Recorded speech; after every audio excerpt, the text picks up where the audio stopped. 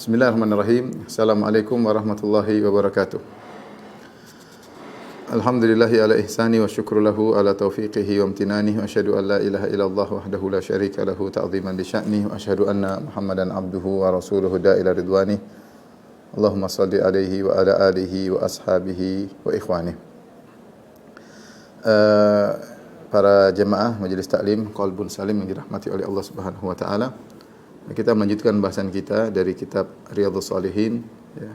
Dan kita masuk pada bab yang baru ya tentang as-sidq ya, tentang as-sidq.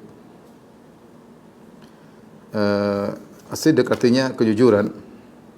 Dan Al-Imam Nawawi rahimahullahu taala sebagaimana kebiasaannya adalah membawakan ayat-ayat terlebih dahulu baru kemudian bawakan hadis-hadis Nabi sallallahu alaihi wasallam tentang kejujuran. Adapun ayat yang pertama yaitu qala Allah taala ya ayyuhalladzina amanu taqullaha wa kunu ma'as shadiqin.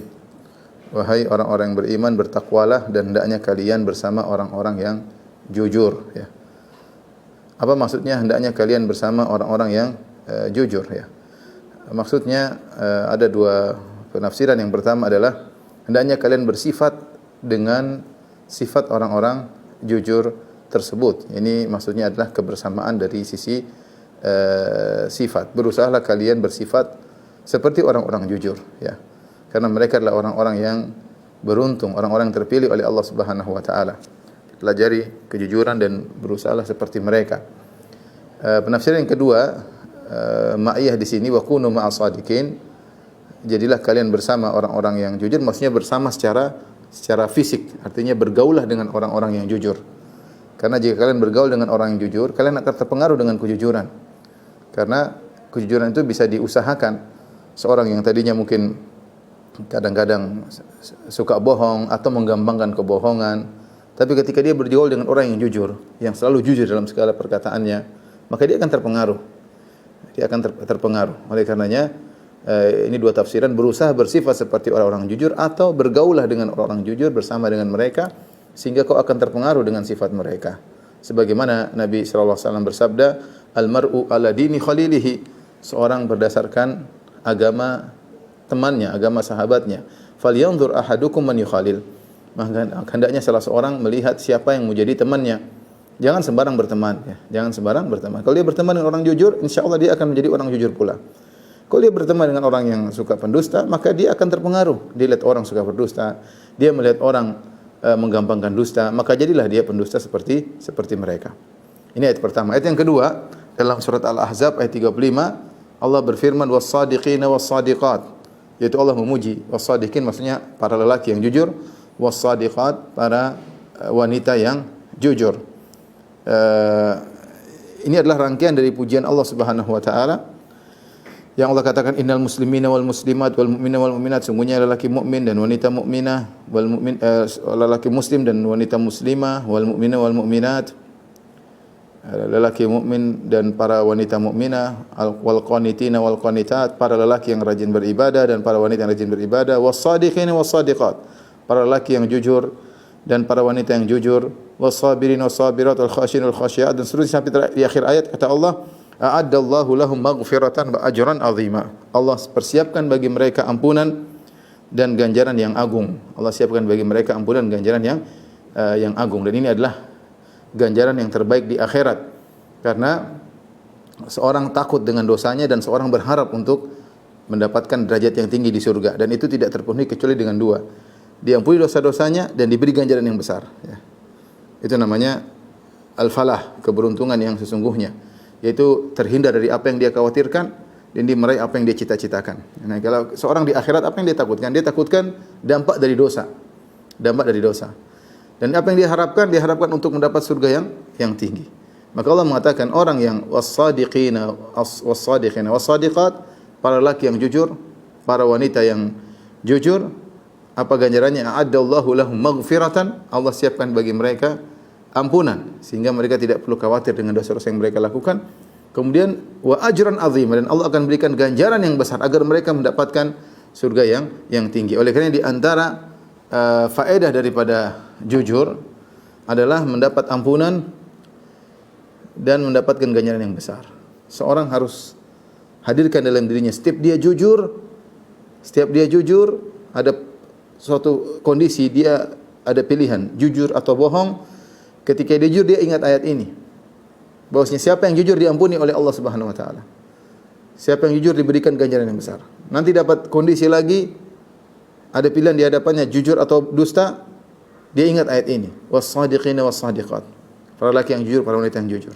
A'adallahu lahum maghfiratan wa ajran 'azima. Allah siapkan bagi mereka ampunan dan ganjaran yang besar. Dengan mengingat ayat ini, seorang termotivasi untuk jujur. Dan ini berlaku bagi laki-laki dan perempuan. Bukan cuma laki yang dituntut untuk jujur, wanita juga dituntut untuk jujur. Dan namanya dusta bisa masuk kepada lelaki maupun pada wanita. Ya. Apalagi di zaman sekarang ini, banyak kondisi yang membuat orang akhirnya sengaja berdusta atau terjebak dalam dusta atau menggampangkan dusta. Ya, maka ingatlah ayat ini, was-shadiqina was-shadiqat, para laki yang jujur dan para wanita yang jujur, maka Allah siapkan bagi mereka ampunan dan ganjaran yang besar. Ayat yang ketiga yang dibawakan oleh An-Nawawi rahimahullahu taala, wa qala ta'ala falau sadaqullaha lakana khairan lahum. Kalau seandainya mereka jujur kepada Allah Subhanahu wa taala, lakana khairan lahum, tentu lebih baik bagi mereka, tentu lebih baik bagi mereka.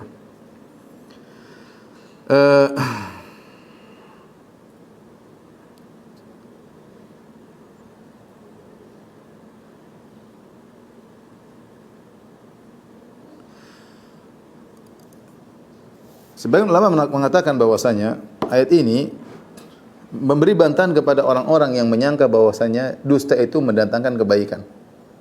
Dusta itu menyelamatkan, dusta itu mendatangkan kebaikan. Ini banyak orang seperti itu. Kenapa kau dusta? Biar selamat. Kenapa kau dusta? Biar dapat untung lebih banyak.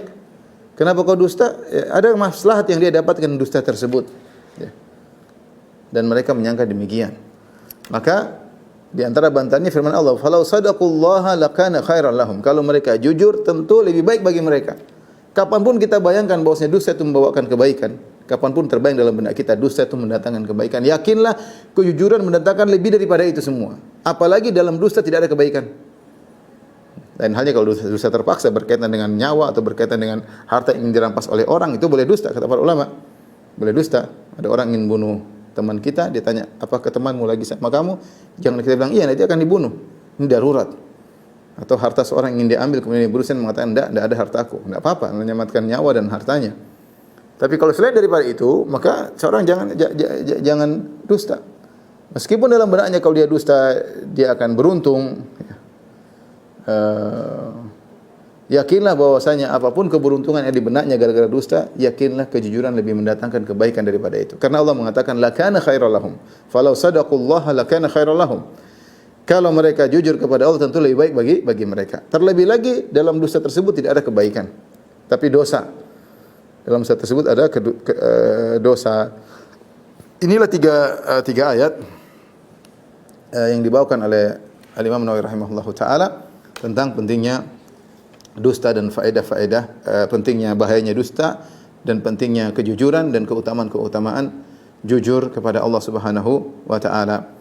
Baik, apa itu jujur? As-sidq. Ada as-sidq, jujur. Jujur adalah mutabaqatul khabar lil waqi'.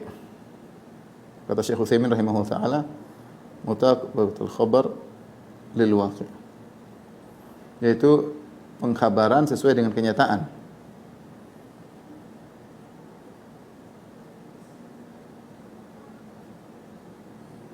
Sesuai dengan kenyataan.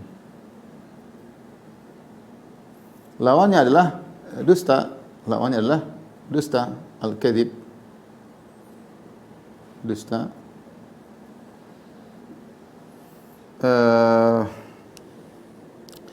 Adalah khilaf lil waqi', ya. Yaitu khilaful khabar lil waqi' atau mukhalafatul khabar lil waqi'.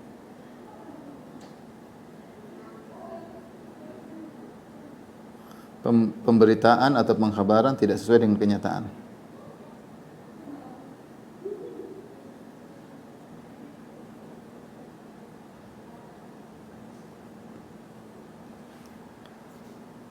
Oleh karenanya para ulama menjelaskan bahwasanya as-sidq bisa ada dua model.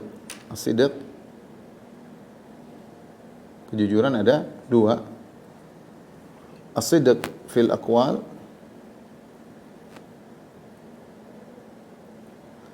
kejujuran dalam kata-kata, dalam perkataan. Demikian juga as-sidq fil af'al, kejujuran dalam perbuatan. Sebagian seperti Ibnu Qayyim menambahkan fil ahwal, ya, dalam kondisi. Dalam perkataan maksudnya perkataan sesuai dengan kenyataan, ya. Dia mengucapkan apa yang dia ucapkan sesuai dengan apa yang dia yakini, apa pengkhabaran, ya, sesuai dengan isi hatinya, ya. Adapun as-sidq dalam perbuatan, yaitu mereka mengatakan bahwasanya maknanya adalah perbuatannya batinnya sesuai dengan zahirnya, itu batinnya sesuai dengan zahirnya.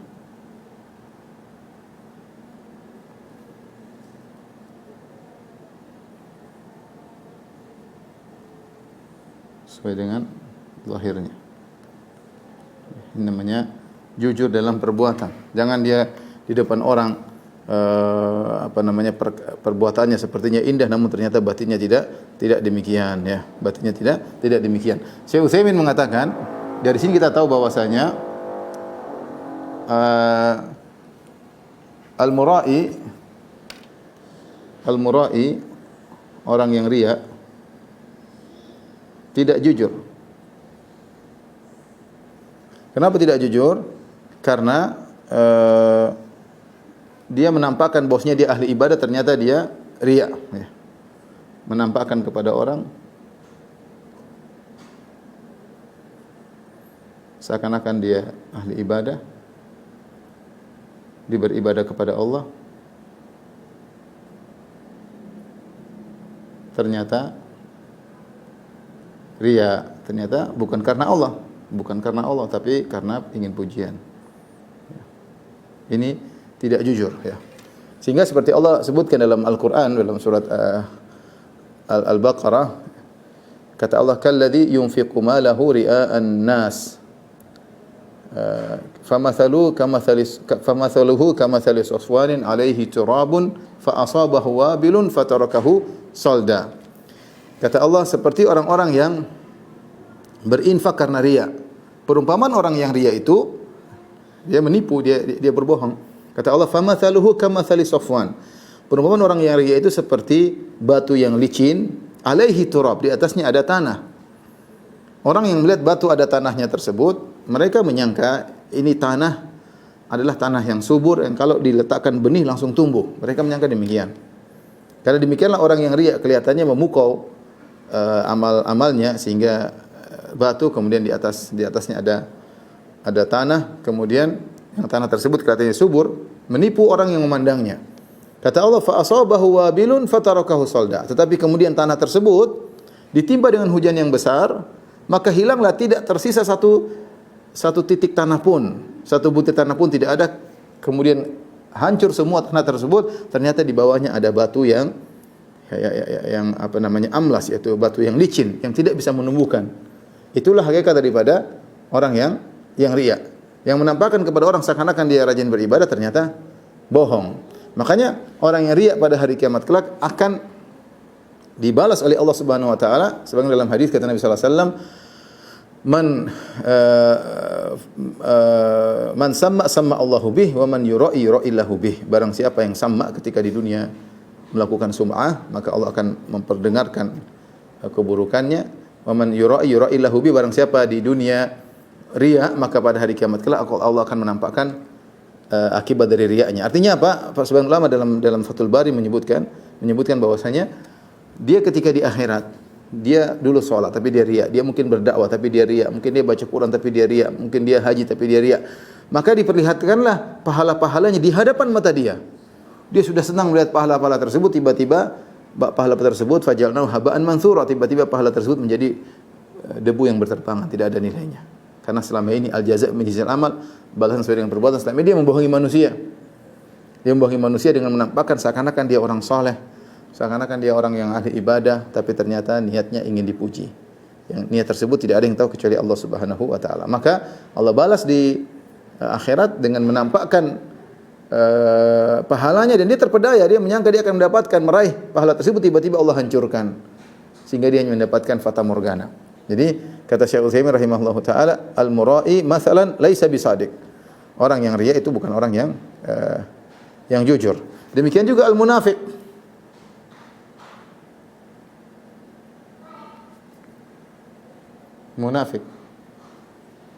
Munafik juga tidak jujur. Ini jelas munafik tidak jujur, karena dia menampakkan keimanan padahal dia kafir. Ia menampakkan keimanan Islam, KTP-nya Islam kalau bahasa kita, KTP-nya Muslim, tapi ternyata kafir, tapi ternyata batinnya kafir.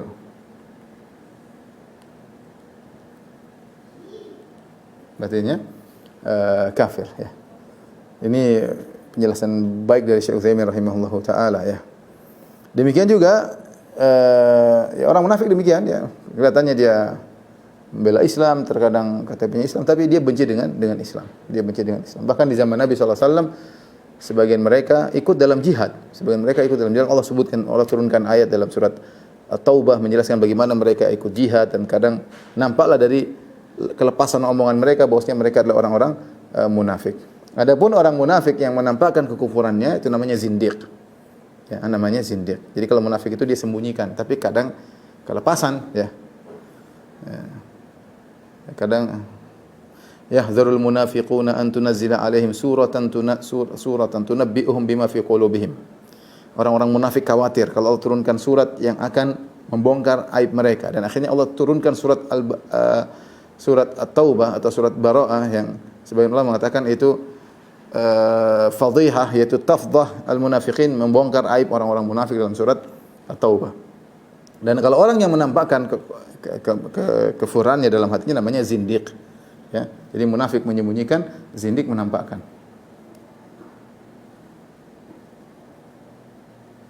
Menyembunyikan kufuran. Zindik, ini istilah zindik. Ada yang mengatakan zindik dari bahasa Persia, tapi ini istilah zindik, menampakkan. Setelah menyembunyikan, tapi menampakkan terang-terangan kekufurannya.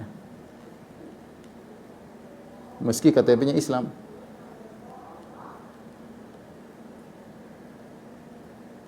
Dan kalau di zaman kita munafik ada, zindik lebih banyak. Jangan bilang tidak ada orang munafik. Di zaman Nabi saja ada orang munafik, apalagi zaman sekarang. Tapi zaman sekarang banyak yang zindik, karena kalau di zaman Nabi orang munafik yang menampakkan kemunafikannya dia akan dihukum, ya. Oleh karenanya mereka menyembunyikan. Tapi kalau sekarang orang zindik, dia nekat ngomong ini, ngomong anu, menjelekkan syariat, menghina syariat, enggak ada masalah karena dia selamat, ya. Maka dia berani menampakkan kezindikannya, ya. Kemudian antara kata Syekh Utsaimin, orang yang tidak jujur di antaranya adalah orang musyrik. Al-musyrik. Musyrik tidak jujur. Tidak jujur. Kenapa? Dia menampakkan dia bertauhid. Menampakkan ia bertauhid, atau mengaku menyembah Allah, mengaku bertauhid,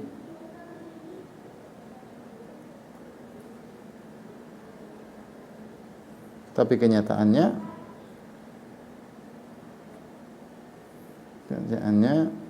menyembah selain Allah. Banyak orang-orang seperti gini, ya. Ngaku Islam, ngaku membela Islam tapi pakai jimat. Ngaku membela Islam tapi ngasih sajian sama ruh. Ngaku Islam, ya. Kalau non Islam tidak ada masalah, itu kan masing-masing. Tapi ngaku Islam tapi ternyata menyembelih kepada selain Allah misalnya. Ini terjerumus dalam kesyirikan. Ngaku Islam tapi minta-minta kepada penghuni kubur misalnya. Ini contoh. Ini namanya orang musyrik, terjerumus dalam kesyirikan ya. Kemudian di antaranya beliau juga berkata di antara yang tidak jujur adalah mubtadi'. Al-mubtadi'. Pelaku bid'ah. Pelaku bid'ah mereka juga tidak shadiq, bukan orang jujur ya. Dia menunjukkan mengaku-ngaku bahwasanya dia mencintai Rasulullah, dalam omongannya mencintai Rasulullah, cinta Rasul, tapi prakteknya semua kebanyakannya tidak ikut sunnah. Kebanyakannya bid'ah, bikin ibadah sendiri, bikin wirid sendiri, bikin zikir joget-joget sendiri, bikin musik-musik sendiri. Nah, ini bagaimana? Ini sunnah. Kalau sunnah jelas ahlus sunnah. Ahlus sunnah itu orang yang begitu sunnah Nabi sallallahu alaihi wasallam. Dia tidak beribadah kecuali dengan sunnah Nabi sallallahu alaihi wasallam. Bagaimana seorang mengaku cinta kepada Nabi sallallahu alaihi wasallam tapi kemudian hanya ngaku doang ya. Prakteknya tidak demikian. Prakteknya tidak demikian. Nah, kalau saya boleh boleh klasifikasikan, maka ini jurnal perkataan tidak sesuai dengan ini sidq fil aqwal, jujur dalam perkataan tidak sesuai dengan kenyataan ya. Ya, ini diantaranya adalah seperti orang musyrik dan mubtadi' ya. Kalau sidq fil aqwal, fil af'al, kejujuran tidak sesuai dengan perbuatan. Seperti mura'i al-munafik. Al-munafik itu kejujuran dalam perbuatan, batinnya maaf ini maksudnya perkataan sesuai dengan kenyataan.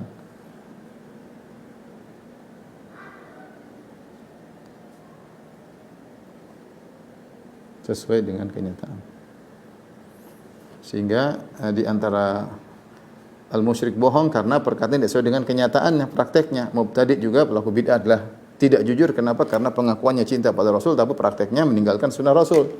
Adapun itu dalam perkataan, dalam perbuatan tadi al-mura'i, orang yang riya, munafik juga tidak jujur. Pelaku bid'ah tadi tidak jujur. Baik. Tolong di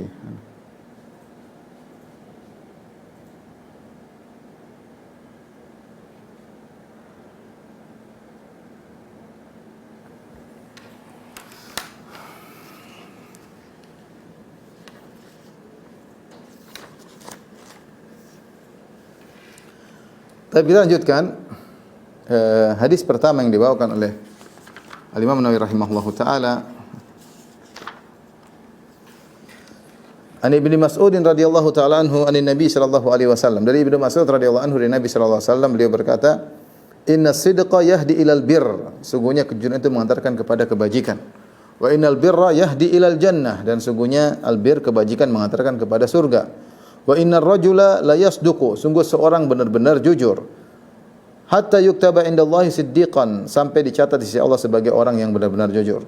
Wa innal kadhiba yahdi ilal fujur, dan sungguhnya kedustaan mengantarkan kepada kefajiran. Wa innal fujura yahdi ilan nar, dan kefajiran mengantarkan kepada neraka jahanam. Wa innar rajula la yakdzib, sungguhnya seorang laki berdusta. Hatta yuktaba indallahi kadzaban, sampai dia dicatat sebagai pendusta. Hadis berikutnya. Dalam riwayat yang lain kata Nabi sallallahu alaihi wasallam, "Alaikum bis-sidq." Ya. Kata Nabi, "Alaikum bis-sidq." Fa inna sidqa, hendaknya kalian jujur. Kenapa? Alaikum bis-sidq. Hendaknya kalian jujur.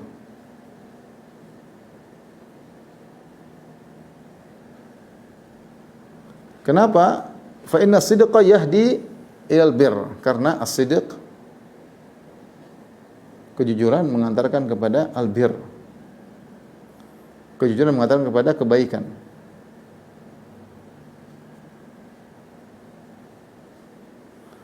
Wa innal birra yahdi ilal jannah, dan kebaikan mengantarkan kepada surga. As-sidq adalah pintu daripada banyak kebaikan. Albir di sini umum ya. Albir kebajikan. Kebajikan albir itu sebenarnya mengatakan kebajikan yang banyak. Dan ini umum mencakup seluruh kebajikan. Jadi seluruh kebajikan pintunya adalah jujur. pintunya adalah jujur. Kalau orang jujur, insya Allah dibukakan banyak kebajikan, banyak. Kebajikan dalam keluarga, kebajikan dalam pekerjaan, kebajikan dalam banyak kebajikan bersama tetangga. Karena dimulai dengan kejujuran, ya. Makanya dalam Al-Quran Allah mengatakan, Ya ayyuhalladzina amanu taqullaha wa qulu qawlan sadida. Wahai orang yang beriman, bertakwalah dan ucapkanlah qawlan sadida, itu kata-kata yang lurus, maksudnya jujur di antaranya. Apa faedahnya? Yuslih lakum a'malakum, Allah akan memperbaiki amalan kalian. Itu Allah akan jadikan kalian kebajikan. Jadi kalimat kata-kata yang jujur, ya, mengakibatkan islahul a'mal. Kata Allah, wa qulu qawlan sadida, ucapkanlah kata-kata yang lurus, yang jujur. Apa buahnya? Yuslih lakum a'malakum, maka Allah akan menjadikan amal kalian menjadi lurus, menjadi baik. Allah akan bukakan kalian kebajikan. Subhanallah, orang yang jujur, dia akan mendapat kebaikan, buka pintu kebaikan dimanapun dia berada. Di rumah dia akan terbuka pintu kebaikan, bersama anaknya dia pintu kebaikan, di kantor dia buka pintu kebaikan, ketika dia berdagang dia buka pintu kebaikan. Banyak kebaikan yang dia peroleh dengan kejujuran tersebut. Ketika dia belajar dia membuka pintu kebaikan. Seperti itu, ya. Jadi albir, ya. Kemudian kalau sudah buka pintu kebaikan, ya ingat. Jadi kalau kita bahasa kita, jujur kunci pintu-pintu kebaikan. Baik. Di rumah, di kantor, sama anak-anak, sama siapapun. Kemudian kebaikan tersebut akan mengantarkan kepada al-jannah, kepada surga. Benar firman Allah Subhanahu wa taala, "Innal abrara lafi na'im." Kata Allah, "Innal abrara lafi na'im." Sesungguhnya orang-orang yang baik, orang-orang yang bajik yang melakukan kebajikan, orang-orang yang baik yang melakukan kebajikan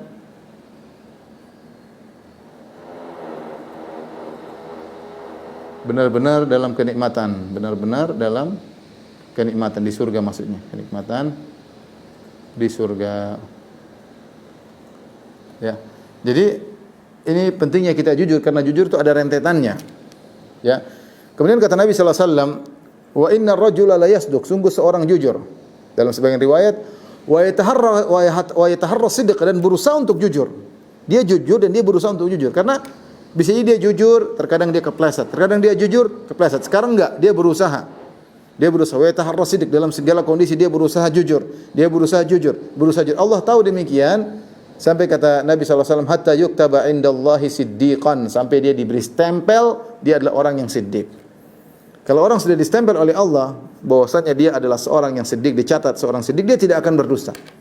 Kenapa? Sudah menjadi sajiyah, sudah menjadi perangainya. Tadinya bukan perangai, kadang jujur, seringnya jujur tapi kadang bohong. Seringnya jujur, kadang bohong. Tapi sekali ini dia berusaha sampai jadilah dia orang yang dicatat sebagai siddiq, yaitu orang yang senantiasa jujur. Kalau sudah seperti itu maka luar biasa, ya. Sebaliknya lawannya adalah dusta, al-kadzib. Wa iyyakum wal kadzib, kata Nabi sallallahu alaihi wasallam, wa iyyakum wal kadzib. Waspadalah dusta. Ya.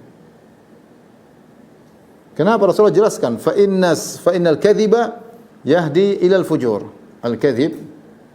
Kenapa? Al-kadzib, dusta, yahdi ilal fujur, mengantarkan kepada al-fujur.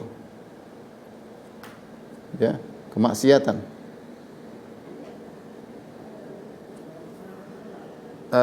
Kemudian wa innal fujura yahdi ilan nar, dan kefajiran mengantarkan kepada nar, neraka jahanam.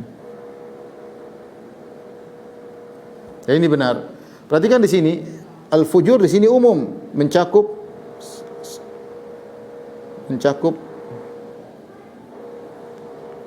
banyak maksiat. Ini orang kalau jujur, kalau dusta, dia akan bikin masalah di rumah, bikin masalah sama anaknya, bikin masalah sama kantornya, bikin masalah sama negara, bikin masalah sama rakyat, bikin masalah di mana-mana. Dia tidak jujur, dia dusta, ya.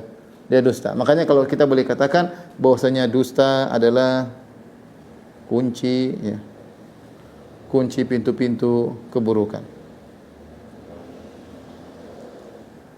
Ya, pintu, karena mengantar kepada kefajiran. Kalau orang sudah fajir, sudah bermaksiat, maka akan mengatakan kepada neraka. Allah Subhanahu wa taala berfirman, "Wa innal fujjara lafi jahim." Kata Allah, "Wa innal fujjara lafi jahim." Dan sungguh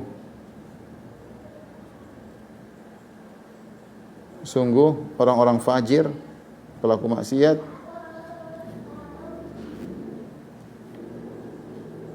benar-benar dalam neraka. Kemudian Allah mengatakan, atau Nabi SAW mengatakan, wala yazalur wa innar rajula la yakzib, sungguh seorang berdusta, wa yataharral kadzib, dan dia berusaha untuk dusta, belajar dusta, sini berdusta, ini berdusta, ini berdusta. Sampai saya ada teman dulu ya punya bisnis, saya tidak ingin sebutkan bisnis apa. Saya bilang, bagaimana Pak bisnis? Oh, bisnis ini Ustaz, yang masuk dalam bisnis ini 70%-nya pendusta Ustaz. 70%-nya pendusta.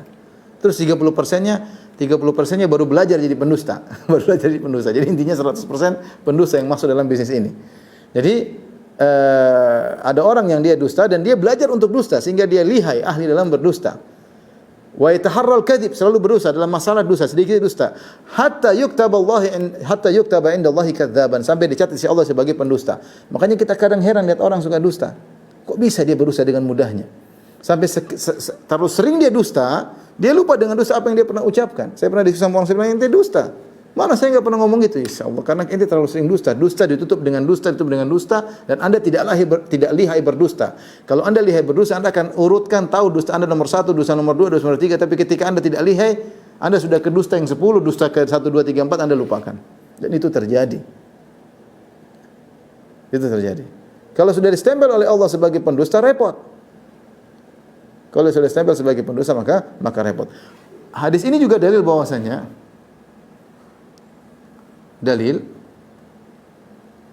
perangai baik bisa diusahakan.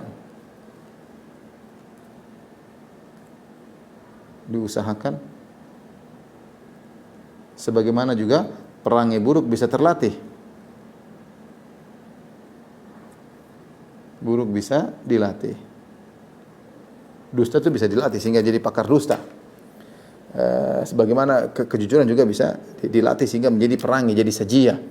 Jadi perangai seseorang, dan seorang waspada jangan sampai dia menjadi pendusta, distempel pendusta oleh Allah Subhanahu wa taala. Sebagaimana dalam hadis kata Rasulullah sallallahu alaihi wasallam, "Wa man yatasabbar yusabbirhullah." Siapa yang berlatih untuk bersabar, maka dia akan menjadi penyabar. Allah akan menjadikan dia penyabar. Maka siapa yang yataharras sidqa, yang berusaha untuk jujur dalam segala jujur, kalau dia kepleset dia bilang, "Maaf saya salah ngomong." Dia langsung berusaha jujur.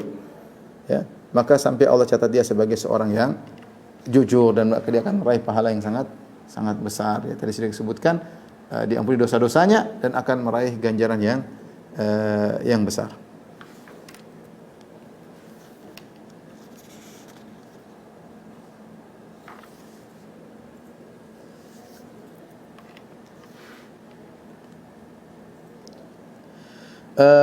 Ikhwan dan akhwat yang rahmatillah subhanahu wa ta'ala. Oleh karenanya seorang berusaha menghindarkan dusta dalam segala hal, ya, dusta dalam segala hal.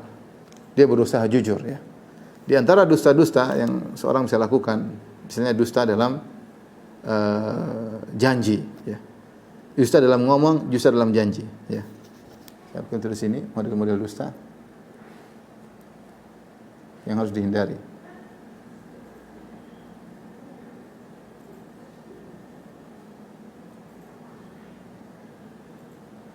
Antaranya misalnya dusta dalam perkataan. Ini umum, ya, dusta dalam misalnya candaan. Jangan. Dusta dalam janji. Dijauhi. Kemudian dusta misalnya dalam perdagangan. Ya, ini semua dijauhi. Semua dusta dalam apapun, dusta dalam agama ini paling berbahaya. Ya, misalnya hadis palsu, misalnya,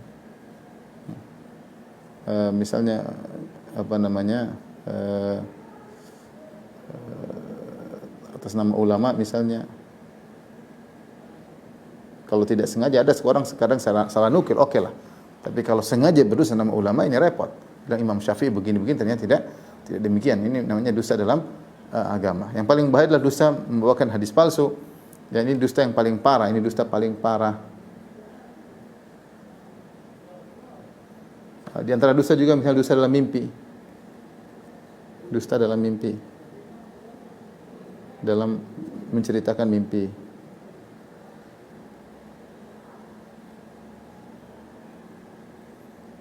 Ini semua datang dalam hadis, semuanya dalam hadis. Larangan. Sebenarnya dalam hadis Rasulullah SAW mengatakan siapa yang berdusta dalam mimpi maka dia akan disuruh oleh Allah untuk menggabungkan 2 biji gandum. Jadi tidak akan bisa menggabungkannya. Ya, jadi ada orang mimpi dengan dusta, dia mengatakan saya ketemu ini, saya tadi malam ketemu ayah saya padahal bohong. Saya ketemu dengan wali fulan ternyata bohong. Saya ketemu dengan Syekh fulan ternyata bohong. Saya ketemu dengan Nabi SAW ternyata bohong. Ya, ini yang tahu dia dosanya Allah Subhanahu wa taala. Tapi ada orang suka obral dusta ngaku ya. Ada yang mengatakan saya tiap malam ketemu Nabi sallallahu alaihi wasallam. Kemudian cerita-cerita begini. Allah alam dengan perkataan mereka. Tapi waspada ya. Contoh seperti ada sebagian yang pernah mengaku bertemu dengan Nabi, kemudian Nabi mengatakan umurmu tidak akan sampai 40 tahun. Tidak 40. Ternyata dia meninggal umur 41. Ya, itu kan repot, seakan-akan Nabi bohong dalam mimpi tersebut ya. Jadi hati-hati seorang tidak gampang kemudian mengaku-ngaku mimpi ini, mimpi ketemu anu. Karena seorang terkadang masyarakat lebih langsung terima ketika dia bilang saya mimpi ketemu ini. Saya mimpi ketemu fulan, saya ketemu fulan. Saya ketemu Abu Bakar misalnya, ketemu Umar bin Khattab, saya ketemu Abdul Qadir Jailani, saya ketemu Imam Syafi'i. Misalnya orang langsung percaya. Ya, orang sudah masyarakat itu umum mereka menggunakan perasaan daripada nalar. Sehingga mereka tidak lagi menimbang amal orang ini benar atau tidak. Ini orang sudah cerita dia wali Allah selesai. Dusta dalam candaan juga tidak baik ya. Dalam candaan tidak baik dan terkadang bisa jadi dosa ya. Kata Rasulullah SAW, "Ana za'imun bi baitin fi rabadil jannah liman tarakal liman tarakal kadhiba in kana mazihan." Aku menjamin surga istana di bagian pinggiran surga bagi orang yang meninggalkan dusta meskipun hanya bercanda.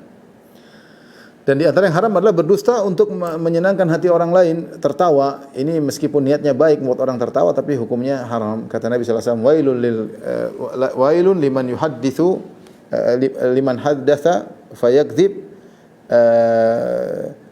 liyudhika bihil qaum wailun lahu thumma wailun lahu. Aku qala Nabi sallallahu alaihi wasallam. Kata Nabi sallallahu alaihi wasallam, celaka bagi orang yang bercerita kemudian dia dusta untuk membuat orang lain tertawa. Celaka baginya. Rasulullah SAW sebutkan celaka 3 kali ya. Jadi tidak ada majelis-majelis duduk kemudian kumpul seorang ngomong cerita dusta supaya orang tertawa. Ini meskipun tujuannya menyenangkan orang namun ini hukumnya adalah dosa. Bahkan dikatakan wailun lahu, celaka baginya. Tidak boleh kita bikin cerita. Saya tadi ketemu ini kemudian ternyata begini, ternyata kita bohong. Tidak boleh ya. Tidak boleh. Apalagi majelis lawakan tidak. Jangan dihadiri karena Rasulullah mengatakan la tukthiridh dhahik fa inna kathratadh dhahik tumitul qulub. Jangan terlalu banyak tertawa, sungguhnya kebanyakan tertawa mematikan hati. Kemudian dusta dalam janji, ini orang munafik ya. Dusta munafik, sifat orang munafik. Dusta dalam omongan secara umum, idza haddatsa kadzaba wa idza wa'ada akhlafa. Jika ngomong dusta ya.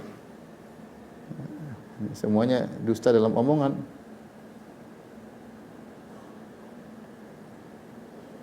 Dusta dalam janji ya. Itu dua-duanya sifat orang munafik. Idza haddatsa kadzaba wa idza wa'ada akhlafa. Kalau ngomong dusta, kalau berjanji maka diselisihi ya. Apalagi janji kepada Allah, termasuk janji kepada Allah. Tidak boleh juga. Allah Subhanahu wa taala berfirman, "Wa minhum man ahadallah la in atana min fadlihi lanasaddaqanna wa lanakunanna minas salihin." Falamma atahum di bagian mereka sebenarnya ada yang berjanji, kalau Allah memberikan kami karunia-Nya, maka sungguh benar-benar kami akan berinfak dan kami akan menjadi orang-orang yang saleh, ya. Falam atahum min fadlihi bakhilu bihi, tatkala datang karunia Allah bakhilu bihi, mereka pelit. Mereka jadi pelit. Ya. Allah mencela orang yang berjanji kepada Allah kemudian dia dosa. Sebenarnya orang gitu, nanti kalau saya kaya saya akan bangun ini. Ternyata bohong. Dia sudah ungkapin, saya nanti kalau ini saya akan haji, ternyata enggak haji. Saya kalau gini saya akan bantu ibu saya, ternyata dia enggak bantu. Ini bohong, berdosa kepada janji kepada Allah tapi tidak dipenuhi, hati-hati, namanya dusta. Dusta dalam perdagangan, nanti akan datang hadisnya. Rasulullah SAW mengatakan, "Fa in kadzaba wa katama muhiqat barakatu bai'ihima." Jika ternyata seorang kemudian mereka berdua pelaksana transaksi berdusta dan menyembunyikan aib barang dagangan, maka akan dicabut keberkahan dari perdagangan mereka. Kemudian juga dusta dalam agama, ini yang paling berbahaya. Hadis palsu, ya, kata Nabi SAW, "Man kadzaba alayya muta'ammidan falyatabawa maq'adahu minan nar." Barang siapa yang sengaja berdusta atas namaku, siapkan kaplingnya di neraka. Contohnya dusta atas nama ulama, ulama bilang gini, padahal dusta dan ini berbahaya. Kalau ada orang salah nukil itu wajar, salah nukil, salah paham. Tapi kalau sudah tahu ulama tidak begitu, kemudian dia sengaja atau dia berdusta atas nama ulama, maka ini kaitannya dengan agama, ini lebih berbahaya lagi. Ini semua harus dihindari. Maka seorang harus jujur dalam menceritakan mimpi. Di antara juga dusta dalam nasab. Ya, Nabi mengatakan man da'a ila ghairi abihi, barang siapa yang mengaku kepada bukan ayahnya, dia mengatakan saya dari keturunan ini, saya dari keturunan saya dari suku ini, padahal bohong, maka dia diancam oleh Nabi SAW. Ini semua datang dalam hadis melarang. Maka seorang harus jujur dalam mimpi. Kalau nasab benar, saya orang suku ini jujur, saya keturunan ini jujur. Kalau enggak benar jangan ngomong. Kalau bercanda juga harus jujur. Bicara harus jujur. Kalau janji pun harus berusaha jujur. Perdagangan juga harus jujur. Apalagi dalam hadis-hadis, dalam ayat-ayat berusaha untuk menyampaikan sebagaimana mestinya. Sebagai contoh saya sering sampaikan, orang-orang liberal mereka sering bohong. Ini kerjaan orang-orang liberal.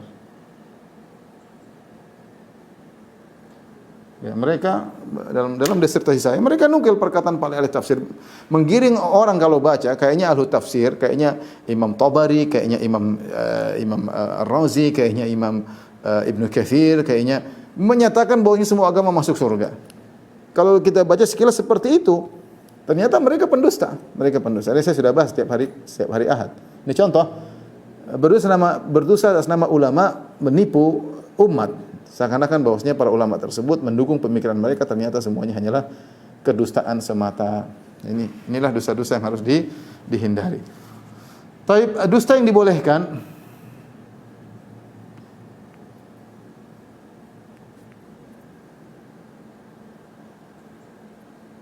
Dusta yang dibolehkan datang dalam hadis bahwasanya, ya saya bacakan hadisnya.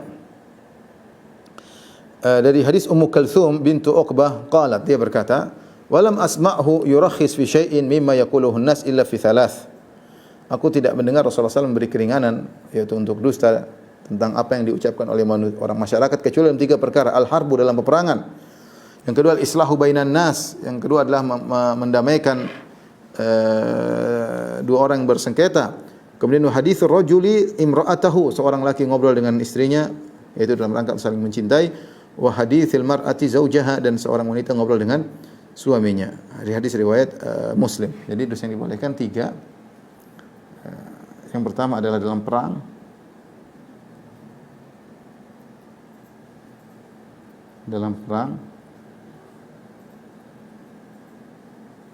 Kemudian yang kedua untuk islah, untuk mendamaikan islah yang bersengketa. Ini boleh. Yang ketiga, obrolan suami istri, istri kepada suami, suami kepada istri. Yang kata peroleh maksudnya adalah untuk menambah kecintaan di antara mereka, ya. Dan ini menunjukkan bahwasanya cinta kasih di antara suami istri sangat penting, bahkan bohong boleh. Misalnya memuji kamu sangat cantik, kamu sangat apa, enggak apa-apa. Gombal-gombal antara suami dengan istri boleh diperbolehkan dalam rangka menumbuhkan cinta kasih di antara mereka. Bukan gombal, bukan bohong untuk menjatuhkan hak salah satu di antara keduanya, tidak boleh. Obrolan suami istri yang menumbuhkan kasih sayang maka dibolehkan. Al-harbu, peperangan, dalam perang juga boleh bohong. Kalau kita punya kekuatan jangan terang-terangan kepada musuh. Oh kita punya ini, kita punya. Enggak usah terang-terangan. Terkadang kita bisa menunjukkan seakan-akan kita kuat, ternyata kita lagi enggak kuat, atau sebaliknya kita lagi menunjukkan kita enggak kuat, ternyata kita kuat. Namanya perang al-harbu khud'ah. Perang itu strategi kata Nabi SAW.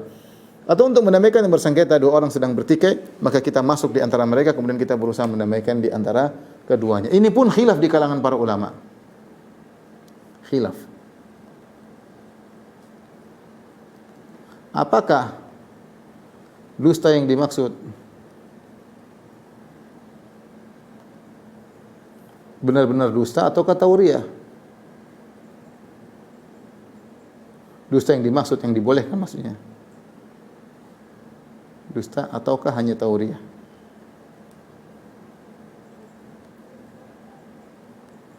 Tauriah itu apa? Tauriah adalah mengucapkan sesuatu yang hak tapi disalahpahami oleh pendengar. Sengaja membawakan sesuatu yang hak diucapkan dengan cara tertentu sehingga yang mendengar salah paham.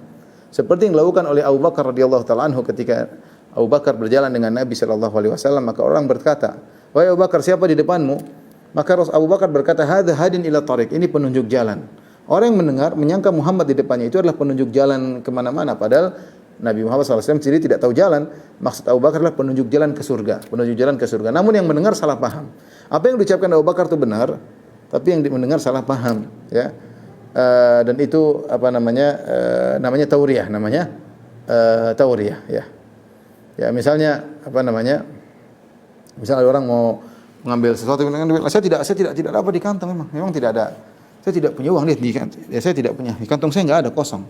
Tidak ada uang di sini. Ya benar tidak ada uang di sini, tapi ada uang misalnya di dompet belakang atau mana. Itu namanya tauriah, ya. Ucapan jujur tapi disalahpahami oleh yang mendengar. Seperti sebagian ulama dipaksa untuk mengatakan Al-Qur'an itu makhluk. Kalau tidak dibunuh, maka di antara mereka ada yang tauriah, dia mengatakan Zabur, Taurat, Zabur, Injil, Al-Quran, Suhuf Ibrahim, hadhi makhluk. Ini semua makhluk. Maksudnya jarinya makhluk. Dia bukan maksudnya kitab-kitab suci tersebut. Ya, karena kalau dia bilang Al-Quran makhluk, kalau dia bilang Al-Quran bukan makhluk, dia dibunuh. Maka dia mengatakan dengan tauriah, Suhuf Ibrahim, Taurat, Injil, Al-Quran, Zabur, ini makhluk. Jari saya ini makhluk maksudnya. Ini namanya at-tauriyah. Ya, ini dalam kondisi tertentu, apakah yang dibolehkan ini dalam perang, dalam mendamaikan yang bersengketa, obrolan suami istri, ini hanya sekedar tauri yang dibolehkan ataukah boleh benar-benar bohong? Dua pendapat di kalangan para ulama. Jadi apakah dusta atau kata yang benar ini, wallahu a'lam bishawab, yang benar boleh benar-benar dusta, yang benar boleh benar-benar dusta. Dan dipraktikkan oleh para sahabat, seperti para sahabat ketika akan membunuh Ka'ab bin Al-Ashraf, orang Yahudi, mereka dusta kepada dia sehingga kemudian mereka membunuh Yahudi tersebut. Ya, ini yang benar adalah boleh benar-benar dusta. Secara umum bahwasanya dusta boleh juga dalam kondisi darurat, seperti jika sudah saya sampaikan tadi, ya, juga diperbolehkan dalam kondisi darurat.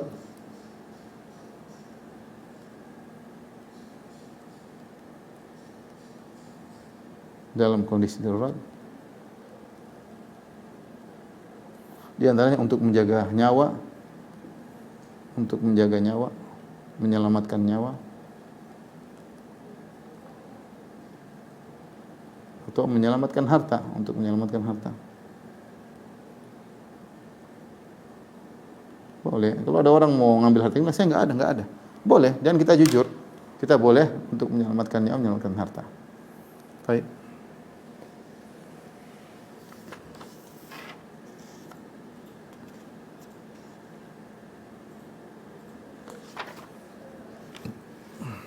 Baik, saya rasa mungkin sampai di sini aja dulu. Insyaallah kita lanjutkan pada pembahasan 2 pekan lagi. Kalau ada yang bertanya saya persilahkan. Wallahu taala alam bisawab. Baik, jazakumullahu khairan pada Ustaz Dr. Firanda Andin JMA atas materi dan ilmu yang telah disampaikan. Maka kali ini kita masuk ke sesi tanya jawab. Silakan. Kita mulai dulu dari yang meraih terlebih dahulu atas nama Helwia. Silakan. Said. Assalamualaikum warahmatullahi wabarakatuh. Waalaikumsalam warahmatullahi wabarakatuh. Ustaz, saya menyimak tadi pembahasannya terkaitan dengan kejujuran, tapi kita berbentrok dengan situasi yang saat ini yang mungkin kita sering mengenal istilah white lie atau kebohongan putih gitu, atau kebohongan kejujuran. Oh, white lie. Itu yang, ya, jadi itu dilematis buat mungkin tamu. Saya nggak paham ya. Saya baru dengar istilah tersebut, white lie. Itu maksudnya apa? White lie. Apa maksud mereka Ini mengistilah? seperti kita kebohongan putih atau kebohongan tapi bolehlah disahkan lah seolah-olah seperti itu yang istilah seperti itu tuh seperti tadi yang saya sampaikan, mungkin pada saat kita bekerja atau pada saat kita melakukan sesuatu, kalau memang kita melakukan itu dengan jujur, mengatakan dengan jujur itu menjadi suatu tidak baik atau tidak tepat untuk di posisi kita atau di pekerjaan. Tapi ketika kita menggunakan white lie itu menjadi posisi itu menjadi baik untuk semuanya, misalnya untuk kalangan atau untuk lingkungan, misalkan seperti itu. Nah, dilematis ketika dengan yang tadi kita bicara bahwa kita harus jujur dalam segala hal. Nah, itu bagaimana kita menyikapi dengan yang kondisi status yang seperti white lie itu, yang bohongan. Jadi saya bohongan putih, atau kita bolehlah berbohong untuk kebaikan gitu, atau kita boleh berbohong untuk situasi atau hal yang mungkin bisa itu menjadi, kalau kita jujur tidak lebih baik gitu. Misalnya seperti itu, Ustaz. Buat kita yang bekerja mungkin itu menjadi dilema satu sisi. Jadi kita harus jujur, tetapi ternyata kita juga harus berbohong. Tetapi istilah itu ternyata membuat akhirnya menggampangkan bohong. Iya, kayak begitu. Sehingga akhirnya jika terjadi sesuatu, ya kita white lie aja lah. Jadi memang akhirnya seperti itu. Terima kasih, Ustaz. Assalamualaikum warahmatullahi wabarakatuh. Salam telah. Bohong tetap bohong, mana makan putih atau hijau atau merah, ya tetap aja bohong. Cuma kita kembali kepada syariat. Ada bohong yang dibolehkan, yang 3 tadi, atau bohong dalam kondisi darurat. Adapun jika tidak darurat, hanya untuk kepentingan supaya dapat untung barang-barang misalnya terkait dengan laporan-laporan keuangan, maka ini bohong, tidak boleh. Tidak boleh ya, meskipun kita terancam misalnya pangkat kita tidak naik-naik, jabatan kita dijatuhkan, kita tidak boleh bohong, kita harus jujur. Bohong yang dibolehkan mungkin istilahnya white lie ya, hanya pada perkara yang tadi kita sebutkan tadi, dalam kondisi perang, dalam kondisi mendamaikan yang bersengketa, atau obrolan suami istri untuk menemukan cinta kasih, atau tadi dalam kondisi darurat seperti terancam nyawa atau harta kita mau diambil, itu baru mungkin kita boleh berbohong karena darurat. Adapun menggampangkan dalam pekerjaan, maka tidak benar. Sekarang betapa banyak kebohongan tersebar di kantor-kantor, apalagi ada istilah yang melegalkan kebohongan. Ini katanya baik. Kita bilang tadi, orang banyak menyangka kebohongan baik. Kata Allah, lakana khairal lahum walau sadaqullah lakana khairal lahum. Kalau mereka jujur kepada Allah, tentu lebih baik bagi mereka di dunia, terlebih lagi di akhirat. Maka saya rasa hindari kebohongan semaksimal mungkin, kecuali tadi darurat. Wallahu a'lam bishawab. Terima kasih, Ustaz. Ya, sama-sama. Assalamualaikum. Pertanyaan selanjutnya, dalam mendidik anak terkadang kita sedikit berbohong. Apakah boleh demi kebaikan mereka? Seperti bagaimana saya tidak tahu ya. Jangan bohong. Kalau bisa terpaksa tauriah. Kalau tauriah boleh. Tauriah itu tidak mesti pada 3 perkara tadi. Tidak mesti dalam perang, tidak mesti dalam mendamaikan yang bersengketa. Tidak sering boleh dalam obrolan suami istri. Tauriah boleh dalam perkara yang lain selama dalam kondisi perlu, ya, kita boleh ya. Itu misalnya anak mengatakan, ayah mau kemana? Ayah ada urusan, padahal kita, ya, yang penting urusan itu umum kan banyak. Ada urusan, lagi sibuk, dia ngerti misalnya. Ya, mungkin kalau kita bilang ketemu teman, nanti dia marah. Ayah ketemu teman terus ya, mungkin ya. Kita bilang misalnya, ayah ada urusan. Ini contoh, kita tidak bohong. Kita tauriah ya, maksudnya urusan ketemu teman ya. Jadi jangan bohong. Kenapa? Karena kita bohong sama anak-anak dan ketahuan kita bohong. Ini berbahaya bagi masa depan mereka. Karena kita seakan-akan meletakkan batu pertama kebohongan bagi anak-anak. Nanti anak kemudian hari mereka tukang bohong karena mereka menganggap orang tua mereka menggampangkan bohong enggak ada masalah. Kita menganggap sih kita cuma bohong sekali 2 kali aja, Ustaz. Iya, tapi sekali 2 kali itulah yang meletakkan batu pertama bagi anak kita untuk jadi pembohong di kemudian hari. Sehingga secara tidak langsung kita akan meletakkan dosa jariah, mendidik anak kita menjadi berbohong karena kita pernah berbohong di depan mereka. Maka seorang berusaha jangan berbohong sama sekali depan anak-anaknya, meskipun untuk kebaikan. Nah, kita bisa tauriah dengan kata-kata yang tidak ada kebohongannya. Sehingga kalau seandainya anak ketahuan kita bilang, tadi bukan maksud ayah begitu, begini ya, kita bisa jelaskan. Atau bahasa kita bisa ngeles ya, karena kita ucapannya nggak bohong. Tapi kalau dia tahu kita bohong, ya sudah. Bilang aja kalau ada orang misalnya gampang sederhana sering dicontohkan oleh orang-orang, misalnya ada orang telepon, ayah ada, bilang ayah nggak ada. Ini contoh ngajarin anak kebohongan. Oh ayah lagi nggak ada. Kata ayah lagi nggak ada. Misalnya ketahui apa namanya, kalau itu secara langsung kita ngajarin bohong. Akhirnya anak tadi tahu oh bohong itu bagus ternyata untuk menyelamatkan. Akhirnya dia terbiasa dan menjadi pembohong di kemudian hari. Akhirnya jadi dosa jariah bagi kita. Allah alam bisawab. Kita pindah ke yang respon lagi kepada Abu Fikar, dipersilakan. Ya, terima kasih Bang. Assalamualaikum warahmatullahi wabarakatuh. Waalaikumsalam warahmatullahi wabarakatuh. Ini di dua tema Ustaz terkait hadis Nabi yang mendoakan imam sholat dan para muadzin. Mendoakan apa? Apakah imam sholat dan para muadzin yang diriwayatkan oleh Imam Tirmidzi dan Abu Daud tetap aman? Apakah hadis dari para Nabi Sallallahu Alaihi Wasallam tersebut pernah disampaikan sekarang ini para muadzin? Apa lafal hadisnya bagaimana? Lafal hadisnya bagaimana? Ya, Imam adalah menjawab wajib dan membawa amanat. Ya Allah, berikanlah bimbingan kepada para imam dan ampunlah dosa para muadzin. Allah alam bisawab. Kalau Rasulullah menyebutkan, intinya saya tidak begitu tahu hadis tersebut. Tapi kalau Rasulullah mendoakan berkaitan dengan sifat-sifat tertentu, maka siapa yang memiliki sifat tadi mendapatkan doa itu juga. Contoh seperti para ulama ketika menyebut tentang kisah Nabi SAW ketika Nabi haji, kemudian sebagian orang cukur pendek, sebagian orang cukur gundul. Kata Rasulullah SAW, rahimallahu Allah maghfiril muhalliqin, Allah maghfiril muhalliqin, Allah maghfiril muhalliqin wal muqassirin. Ya Allah, ampunilah orang-orang yang cukur gundul. Rasulullah doain 3 kali. Dan potonglah, ampunilah orang yang cukur pendek. Rasulullah doain sekali. Dan itu berlaku sampai sekarang. Semua orang yang umrah atau haji ada 2 model. Ada yang cukur gundul, cukur pendek. Dan para ulama mengumumkan karena Rasulullah ketika berdoa bukan berdoa kepada engkau misalnya. Misalnya Allah mengatakan, misalnya Nabi mengatakan kepada Ibnu Abbas, Allahumma alimhu ta'wil, Allahumma faqihu fid din wa alimhu ta'wil. Ya Allah, buatlah dia faqih dalam agama dan ajarkan tafsir. Itu berarti berlaku kepada Ibnu Abbas misalnya. Karena Rasulullah SAW langsung tertuju pada orangnya. Tapi kalau Rasulullah mendoakan sifat seperti tadi mungkin ya Allah berikan kepada para imam, kepada para muadzin, berarti berlaku kepada siapapun yang memiliki sifat sebagai imam dan sebagai muadzin. Wallahu a'lam bishawab. Sama-sama. Barakallahu. Pertanyaan selanjutnya, saya suka merasa was-was ketika anak saya sedang tidak di rumah. Lalu saya suruh dia sholat dan kebanyakan selalu bilang sudah sholat. Apakah berlebihan Ustaz kalau saya merasa takut anak saya berdusta karena belum sholat? Kalau memang ada qarinah, jadi kita tidak boleh suudzon, bahkan kepada anak enggak boleh. Kecuali ada indikasi yang menunjukkan dia dusta.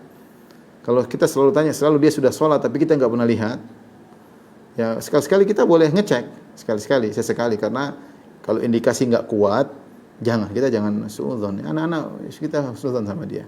Kita dilarang untuk suudzon. Tapi kalau indikasi menunjukkan bahwasanya dia selalu demikian dan ada indikasi dia tidak salat, misalnya dia tidak kelihatan wudu atau sajadah tidak pernah terbuka, misalnya ya.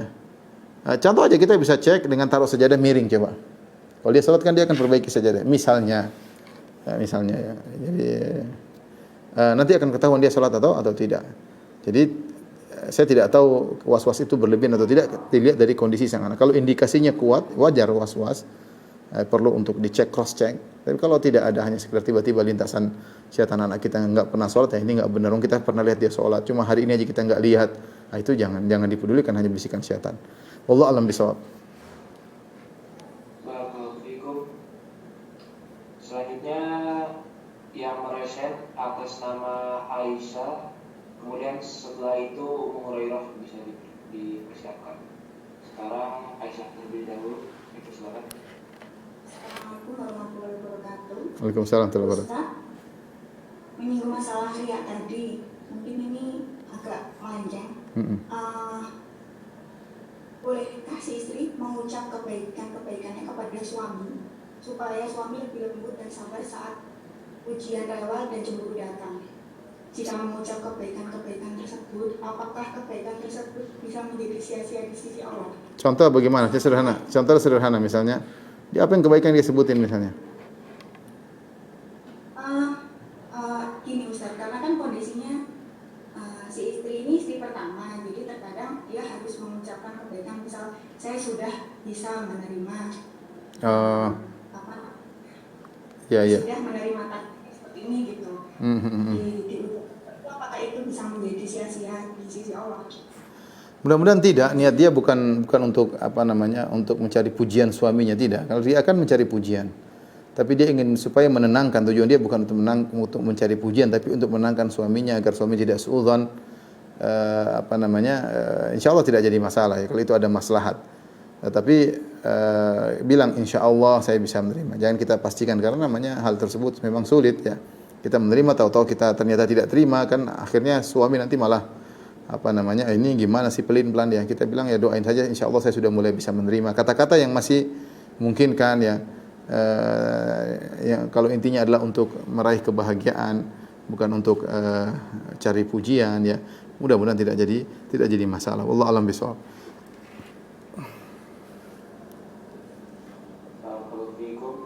Selanjutnya Ummu Hurairah dipersilakan. Beliau mengetik pertanyaannya. Ya, silakan. Silakan dibaca. Baik. Ustaz, apabila suami atau istri membohongi pasangannya karena ada perselingkuhan ketahuan, daripada jadi ribut dan perceraian, sepakat mereka mengatakan tidak ada hubungan spesial. Apakah berdosa karena ingin menjaga keutuhan rumah tangga? Dan bolehkah pasangannya memblok tanpa izin nomor-nomor HP yang mengajak pasangannya maksiat? Allah musta'an. Saya nggak paham, suaminya bohong sama istrinya, istrinya bohong sama suaminya. Mungkin suaminya bohong sama istrinya. Ya intinya seorang kalau melakukan maksiat, ya, kalau Allah sudah tutup, ya, jangan dia tampakkan meskipun pada istrinya. Yang wajib bagi dia bertobat kepada Allah. Bukan Allah tutup kemudian dia semakin bermaksiat. Kalau dia pernah terjerumus dalam perselingkuhan atau bahkan waliyadzubillah terjerumus dalam perzinahan misalnya, enggak perlu dia jujur cerita sama istrinya, enggak perlu. Yang dia lakukan dia bertobat kepada Allah. Kalau ketahuan ya sudah dia ya memang saya begitu ya, dia minta maaf kepada suaminya, kepada istrinya. Adapun kalau ada wanita-wanita yang menggodanya, maka dia ingatkan suaminya dan dia blok di depan suaminya, ini menggodamu ya, mohon maaf saya ini. Sebaiknya begitu ya. Wallahu a'lam bishawab. Mungkin demikian saja apa yang saya sampaikan. Kurang bisa mohon maaf. Wabillahi taufiq wal hidayah. Assalamualaikum warahmatullahi wabarakatuh. Waalaikumsalam.